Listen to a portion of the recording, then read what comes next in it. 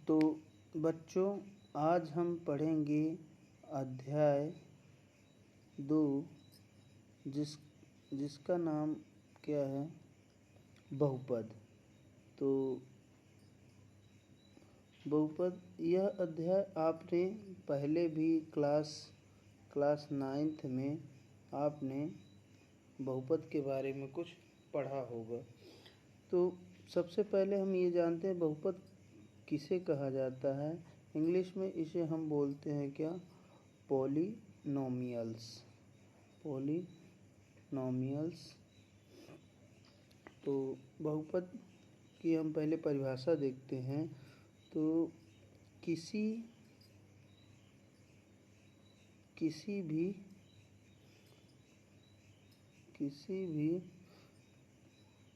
चर की अधिकतम, तो देखिए प्रश्नावली 2.1 का ये हमारे पास क्वेश्चन नंबर फर्स्ट दिया हुआ है, और जिसे इसमें क्वेश्चन में केवल पूछा क्या गया है कि किसी बहुपद px के लिए हमें इसमें केवल क्या बताना है कि प्रत्येक स्थिति में शून्यकों की संख्या ज्ञात कीजिए। शून्यकों की संख्या, तो यहाँ हम ये समझ लें कि शून्यक कहलाता क्या है। शून्यक हमारा ये कहलाएगा कि जो हमारा ये, अगर हम एक्सिस को देखते हैं तो ये एक्स एक्सिस है, और ये क्या है, हमारी वाई एक्सिस है। ये बाई का डैश है। तो यक्स एक्सिस में, यानी यक्स अक्ष में, इसको हम यक्स अक्ष बोलेंगे और इसे हम क्या बोलेंगे, वाई अक्ष बोलेंगे। तो यक्स अक्ष में जो बिंदु होते हैं उन बिंदुओं को ही हम क्या बोलेंगे, यहाँ पे शून्यक। तो यहाँ पर हमें केवल ये जो ग्राफ दिया हुआ है, ये फर्स्ट ग्राफ में दिया हुआ है, इसमें बताना है कितने शून्यक हैं। तो इसका जो पहले नंबर का सलूशन हो जाएगा, ये यक्स में चूँकि कोई भी लाइन कट नहीं है, तो यहाँ पर शून्यकों की संख्या इसमें क्या हो जाएगी, 0। इसमें हम देखते हैं कि एक यहाँ पर ये पॉइंट मिल रहा है, तो यहाँ पर शून्यकों की संख्या क्या हो जाएगी, 1 हो जाएगी।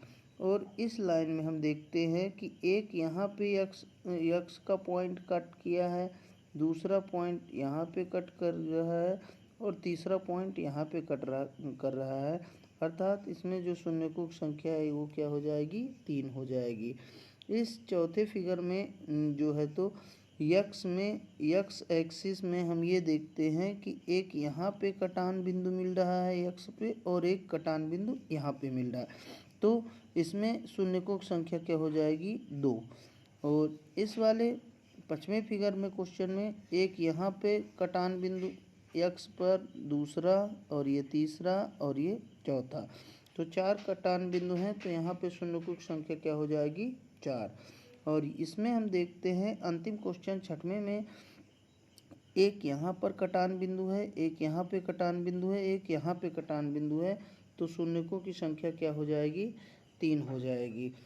तो इस प्रकार से हमारे ये 6 क्वेश्चन क्लियर हो जाते हैं। और 2.1 में केवल इतने ही 6 ही क्वेश्चन दिए गए हैं कि कितने शून्यक हैं, इन शून्यकों को बताइए। आपको ये चीज़ें क्लियर हो गई होंगी। और अब देखते हैं, अब हम नया प्रश्नावली देखते हैं। प्रश्नावली हमारी नेक्स्ट जो है वो है प्रश्नावली 2.2। इस प्रश्नावली में देखिए प्रश्न क्रमांक 1 जो दिया गया है वो है हमारा, निम्नलिखित द्विघात बहुपदों में शून्यक इज्जात कीजिए तथा शून्यकों तथा गुणांकों के बीच में संबंध व सत्यता की जांच कीजिए। तो हमें प्रश्न नंबर फर्स्ट में ये देखना है, बहुपदों के शून्यक ज्ञात करना है। बहुपदों के शून्यक हमें ज्ञात करना है। वह दूसरा क्या बोल रहा है, शून्यकों तथा गुणांकों के बीच में संबंध की सत्यता ज्ञात करना है। तो प्रश्नावली 2.2 से पहले हम कुछ इसके बेसिक चीज़ बता देते हैं कि जो हमारा द्विघाती समीकरण होता है, पहले हम इसे समझते हैं कि द्विघाती समीकरण हमारा क्या कहलाता है। द्विघात का समीकरण क्या कहलाता है, इसे हम पहले समझेंगे। तो ऐसा बहुपद का समीकरण जिसमें चर की अधिकतम घात क्या हो, 2 हो, ax प्लस एक्स का square plus bx plus c, ये इस टाइप के व्यापक समीकरण को हम क्या बोलेंगे, इस टाइप का ये जो व्यापक समीकरण है यह एक द्विघाती समीकरण है, जहाँ a b c ये क्या है, ये कोई पूर्णांक संख्याएं हैं, मतलब ये कोई नंबर रहेगा 1 2 3 4, है ना। और इसमें हमें शून्य की ज्ञात करने के लिए हम क्या करेंगे कि बहुपद को हम गुणनखंड करेंगे, और गुणनखंड करके हम यक्स यानी कि जो इसमें चर है, इस चर का हम वैल्यू निकालेंगे, यही इसके क्या होंगे, शून्यक होंगे। और इसको हम सॉल्व करने पर हमारे यक्स की घात क्या है, इसमें अधिकतम 2 घात है, अर्थात यक्स के जो मान आएंगे वो क्या आएंगे, 2 मान आएंगे। इन दोनों मानों को ही हम क्या शून्यक बोलेंगे। हमारा पहला शून्यक जो कि अल्फ़ा होगा, और दूसरा यक्स का मान जो कि क्या होगा, बीटा होगा। इन अल्फ़ा और बीटा को ही शून्यक अथवा इसे हम मूल के नाम से भी जानते हैं, इन्हें मूल भी कहते हैं, मूलों का योगफल अथवा मूलों का गुणनफल। तो इसके लिए देखिए, जो हमारी जांच होती है, जांच के लिए हमारे पास क्या रहेगा कि मूलों अथवा शून्यकों का योगफल, मूलों का योगफल को हम क्या बोलते हैं, अल्फ़ा प्लस बीटा बराबर क्या होता है, -b/a।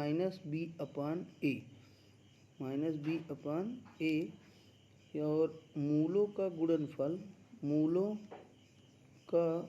गुणनफल हमारा क्या होता है, मूलों का गुणनफल हमारा होगा alpha into beta, alpha into क्या होगा, बीटा बराबर c/a। अब हम इसमें जैसे ही हमारा अल्फ़ा बीटा का वैल्यू पता होगा, तो हम ये लेफ़्ट हैंड साइड में रख देंगे, और इधर राइट हैंड साइड में ए व बी का वैल्यू रखेंगे। दोनों पक्ष बराबर आ गए तो हमारी जांच क्या होगी, सत्य होगी। ऐसे ही मूलों का गुणनफल का हम वेरिफिकेशन करेंगे, तो अल्फ़ा और बीटा का मान रख देंगे, और इधर सी और ए का मान रख देंगे। तो यदि दोनों पक्ष बराबर आ गए तो ये मान क्या होगा, सत्य होगा, और हमारी जांच क्या होगी, सही होगी। अब हम एक क्वेश्चन लेके चलते हैं इसमें। तो पहला क्वेश्चन हम देखते हैं, प्रश्न क्रमांक फर्स्ट देखिए, निम्न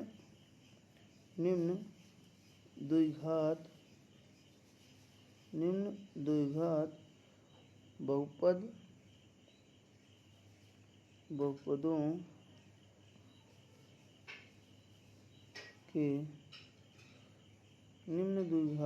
बहुपदों के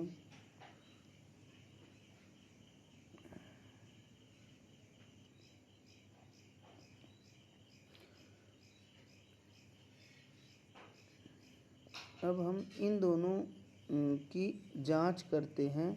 तो हम पाते हैं कि अल्फ़ा धन बीटा, यानी कि अल्फ़ा हमारा कितना आ गया है 4, और बीटा आ गया है -2। तो अब हम जांच करेंगे, और जांच में हम ये पाते हैं कि